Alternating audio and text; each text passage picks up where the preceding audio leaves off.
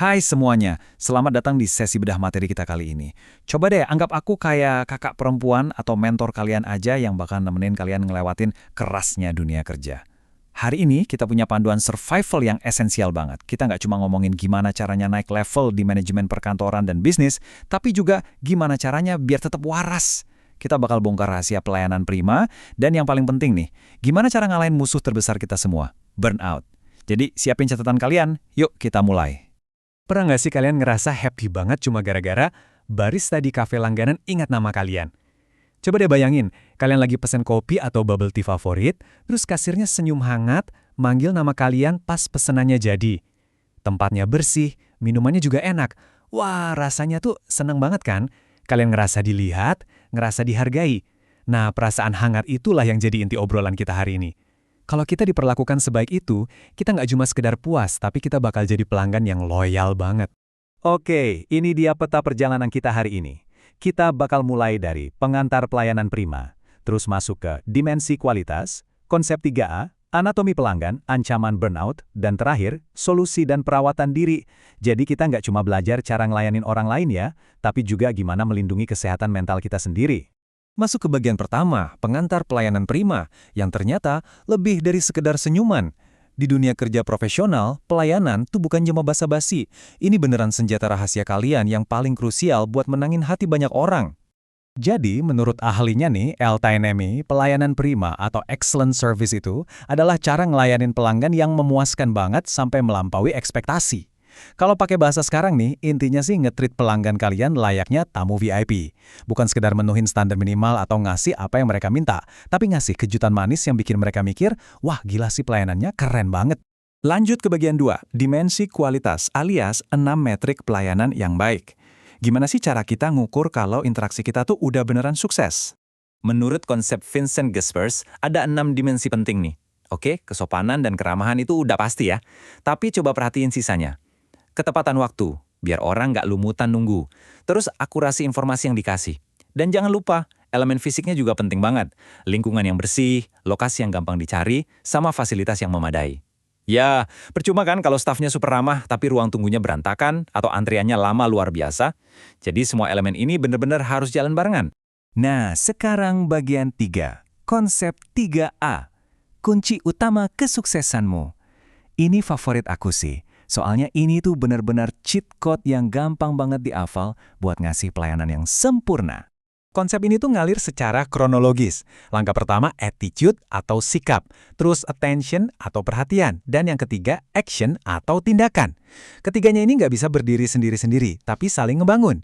Sikap yang baik ngebuka pintu, perhatian yang tulus ngebangun koneksi. Nah, tindakan yang tepat yang bakal ngunci kepuasan pelanggan.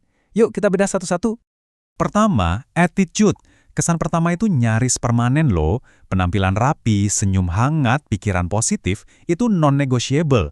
Jadi kalian benar-benar harus hindari yang namanya masang muka ketus. Jaga ekspresi tetap bersahabat, senyum yang ikhlas, baju juga yang rapi.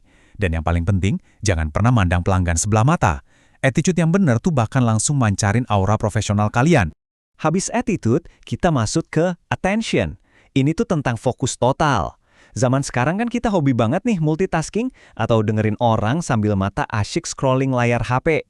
Waduh, kalau di pelayanan prima itu red flag banget. Attention di sini maksudnya kalian benar-benar dengerin mereka. Tatap matanya dan jadiin kebutuhan pelanggan sebagai prioritas nomor 1 kalian di detik itu juga.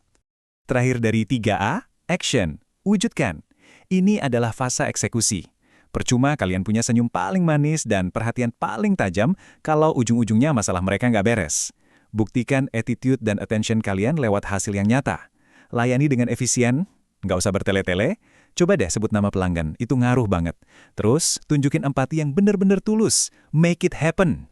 Oke, masuk ke bagian 4, anatomi pelanggan. Mengingat dunia kerja ini ibarat game, kalian pasti bakal ketemu pelanggan yang kelakuannya kayak NPC atau non-playable characters di kehidupan nyata. Yuk kita kenali tipe-tipenya. Nah, ini dia contekan rahasia kalian. Kalau ketemu tipe pemalu yang diam aja, pancing mereka pakai pertanyaan ringan biar mereka nyaman. Kalau dapat tipe banyak bicara yang sukanya mendominasi obrolan, puji aja sedikit, terus pelan-pelan alihin lagi obrolannya ke produk. Terus, nah ini nih, tipe senang berdebat yang selalu ngebantah, jangan pernah kepancing emosi ya. Tetap tenang dan pakai argumen logis. Dan buat tipe sombong yang suka pamer, puji aja dikit buat ngasih panggung, abis itu ya udah sabar-sabarin deh. Nyesuaiin pendekatan kayak gini bakal ngejamin kalian menang di situasi apapun. Sekarang kita masuk ke bagian 5, ancaman burnout. Ketika ngasih 100% malah nyisain 0% buat kamu. Coba kita tarik napas bentar ya. Terus-terusan ngasih energi kalian buat ngelayanin orang lain tuh kadang bikin energi buat diri sendiri habis tak bersisa. Dan ini tuh nyata banget nggak bisa diabaikan. Mari kita lihat beda krusial antara stres sama burnout. Banyak yang ngira ini sama, padahal beda banget. Kalau lagi stres, emosi kalian tuh masih meledak-ledak, ngerasa semuanya mendesak dan capek secara fisik. Tapi, burnout itu rasanya kayak mati rasa. Kalian ngerasa nggak berdaya, bener-bener hilang motivasi dan mulai sinis. Ini bukan sekedar capek setelah hari yang sibuk di kantor ya, ini tuh penipisan harapan yang parah. Kalau kalian ngerasa kayak gini, ketahuilah, perasaan kalian itu bener-bener valid. Terus apa sih penyebab dan tandanya? Burnout ini sering banget kejadian karena tuntutan emosional jangka panjang, apalagi di posisi garis depan pelayanan. Pekerja muda yang empatinya tinggi tuh luar biasa rentan kena ini.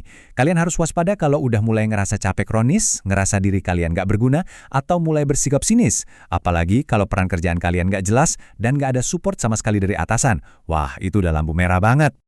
Tapi tenang aja, kita masuk ke bagian 6, solusi dan perawatan diri. Melindungi kedamaian mentalmu.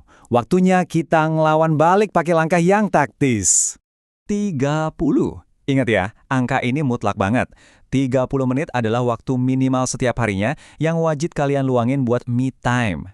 30 menit di mana kalian nggak ngelayanin siapa-siapa, nggak mikirin kerjaan, dan benar-benar putus koneksi buat recharge energi kalian sendiri. Nah ini dia toolkit anti-burnout kalian. Pertama, turunin ekspektasi kalian buat jadi sempurna. Nurunin ekspektasi itu nggak dosa kok, malah sehat banget. Kedua, belajarlah buat mensyukuri pencapaian-pencapaian kecil kalian. Jaga keseimbangan antara kehidupan dan kerjaan, jangan ragu buat ambil cuti liburan buat refreshing, dan bangun sistem dukungan sosial yang kuat. Ingat analogi ini, kalian nggak akan pernah bisa nuangin air ke gelas orang lain kalau teko kalian sendiri kosong. Jadi isi dulu teko kalian ya.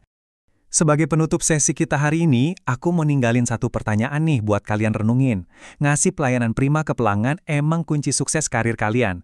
Tapi, udahkah kalian ngasih pelayanan prima itu untuk diri kalian sendiri? Jaga keseimbangan ya, dan selalu lindungi kedamaian mental kalian. Makasih banyak udah nemenin aku ngebedah materi ini. Jaga diri kalian, tetap semangat dan sampai jumpa di pembahasan seru kita selanjutnya.